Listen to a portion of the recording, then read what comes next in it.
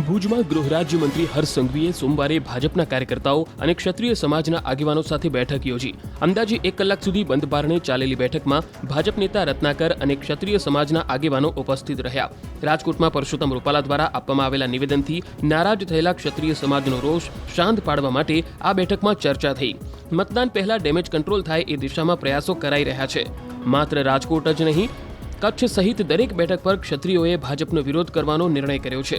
બેઠકમાં અબડાસાના ધારાસભ્ય પ્રદ્યુમનસિંહ જાડેજા, માંડવીના ધારાસભ્ય વિરેન્દ્રસિંહ જાડેજા તેમજ ક્ષત્રિય સમાજના આગેવાનો પણ જોડાયા.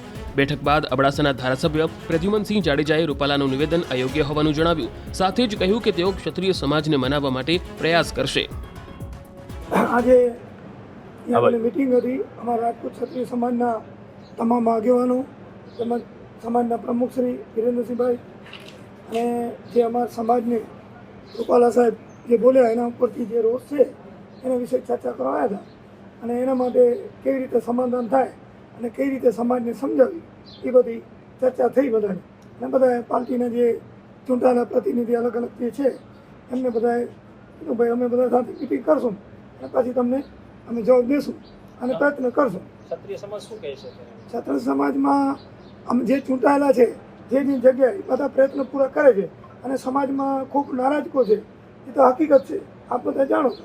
બહુ ખાસ કરીને વાત કરવામાં આવે તો આજે આપણે આપણા પ્રવચનમાં અબડાસાની જવાબદારી ગણી છે કે ભાઈ તમારે કોઈ ચિંતા કરવાની જરૂર નથી. તો શું લાગે છે ક્ષત્રિય સમાજ કઈ રીતે ચિંતા કરવાની જરૂર નથી એવી કોઈ વાત જ નથી. ક્ષત્રિય સમાજ વિકાસની જે વાતો કર્યું અને જે વિકાસના કામ થયા છે એની વાતો કરી. ગઈકાલે ક્ષત્રિય મહિલાઓએ કોંગ્રેસના ઉમેદવારને રાખડી બાંધીને ટેકો આપ્યો છે. એ વ્યક્તિગત કોઈ પણ એનો કોઈ માલિક નથી. વ્યક્તિગત કોઈ રાખડી બાંધે સંબંધ હોય કે ના જાય આવે એનામાં કોઈ આખી સમાજમાં કોઈ કે એવું નથી કે ક્યાં કોઈ ન જાઉં જાઉં. બાપુ, ઘણા દિવસથી આ વિરોધ ચાલી રહ્યો છે.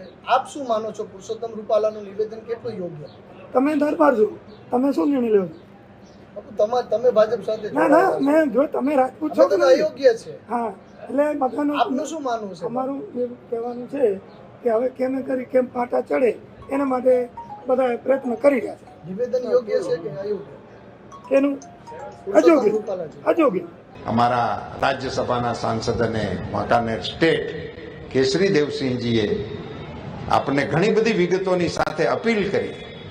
આ મંચની ઉપર આ વિસ્તારના ક્ષત્રિય આગેવાનોએ મંચ ઉપર બેસી અને પોતાનું સમર્થન ભારતીય જનતા પાર્ટીની સાથે જ્યારે જાહેર કર્યું છે ત્યારે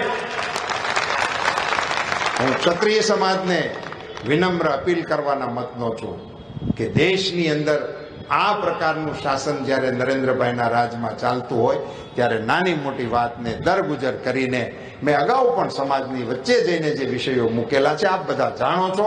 પુનશ્ચ ફરીથી હું અપીલ કરું છું કે રાષ્ટ્રના આ પ્રવાહમાં મોદી સાહેબના હાથ મજબૂત કરવા માટે ને સમર્થ ભારત બનાવવા માટે આપ સૌ પણ સાથે જોડાય એવી અપીલ સાથે આપ સૌએ જે પ્રકારે આજે અહીંયા મોરબી, ટંકારા, પડદરી વિધાનસભા વિસ્તારના કાર્યકર્તાઓ તરીકે અમારી આ કાર્યાલયના શુભારંભને વિજય રેલીના સ્વરૂપમાં બદલી નાખવા જેવું ભગીરથ કામ કરવા માટે બૂથના મારા પ્રમુખથી લઈ જિલ્લાના પ્રમુખ સુધીના સૌને મારા અભિનંદન.